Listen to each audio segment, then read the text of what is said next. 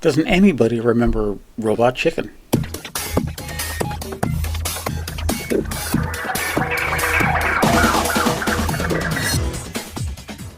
Hi, I'm Mark, and this is Subliteral Network. I make art and comics, and thanks for watching. Remember to hit like and subscribe and to leave your feedback in the comments. Now, I post art daily, 5 days a week on Instagram, Facebook, and Twitter, and this is a roundup of some of that work, in case you missed it, with a little more detailed description added.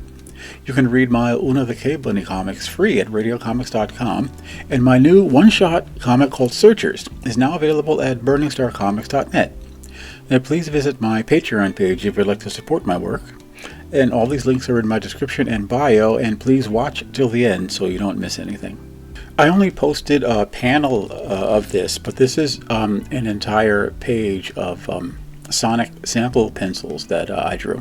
They call them full pencils because I went through and I darkened in all the black areas and did a much tighter and more detailed pencil work than I would do if I was inking it myself. Anyway, Sonic is in a kind of a sort of a desperate state in the comics, if you ask me. The Sonic comics now, the license went to IDW Publishing, and the last time I checked, they still got a bunch of artists, great Sonic artists, but they're only getting like 1 out of every 3 issues. Like they're spreading the issues among the artists they have, which means that a lot of those guys are only drawing 1 Sonic comic every 3 months. They're probably making pretty good bank doing it, but that is, I don't know, man. 1 comic every 3 months, no matter how much money you're making, is doesn't sound too good to me. But people drawing Sonic, it's always been really overcrowded on the Sonic comic front. They've always had literally really dozens of artists who are just really, really good at drawing those characters. And they had like famous Terry Austin, who was used to be an X-Men inker, and was a pretty he was working on top tier books at Marvel, and he's an excellent talent, and he's a guy doing a lot of inking over on the Sonic comics as well. So very competitive, and I have a feeling your work has to be super excellent, and even if it is, I don't imagine you're really going to push out any of the long-time Sonic artists that have been working over there for years. So I never expected really much of a response to my pencils, and I didn't get one.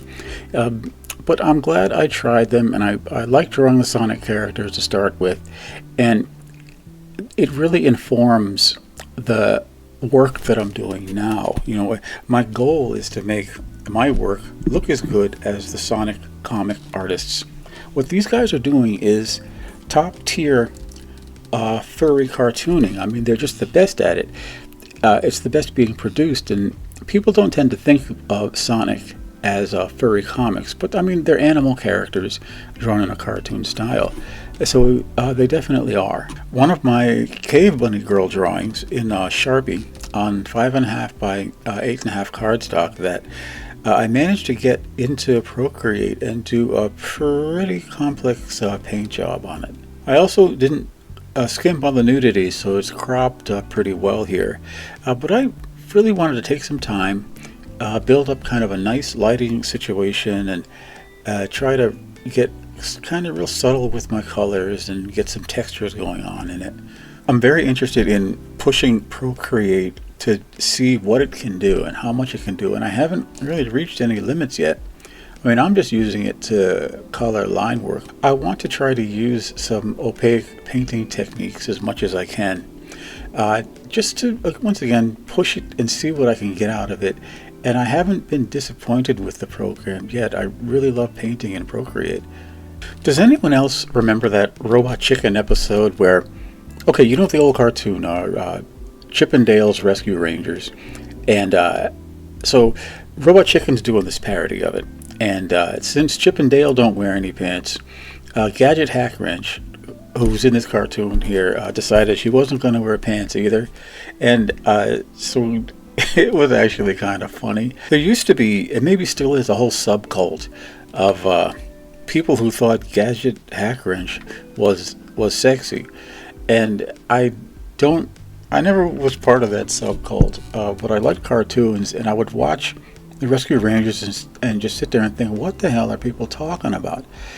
She's just sort of a cute mouse girl cartoon. But anyway, one day I should talk about whether I'm actually a furry or not, and I don't know. I don't think that I am by the way people define it now.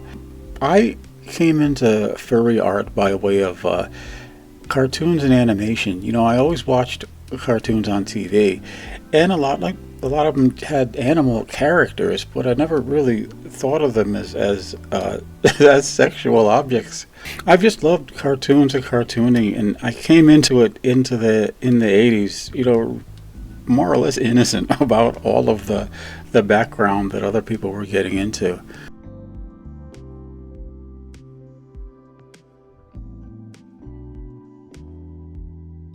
I'd like to thank you, my subscribers, and give a special welcome to my new subscribers. I'm very happy that you enjoy hearing something about the work that I'm doing, and I really hope that you would like to come back for more.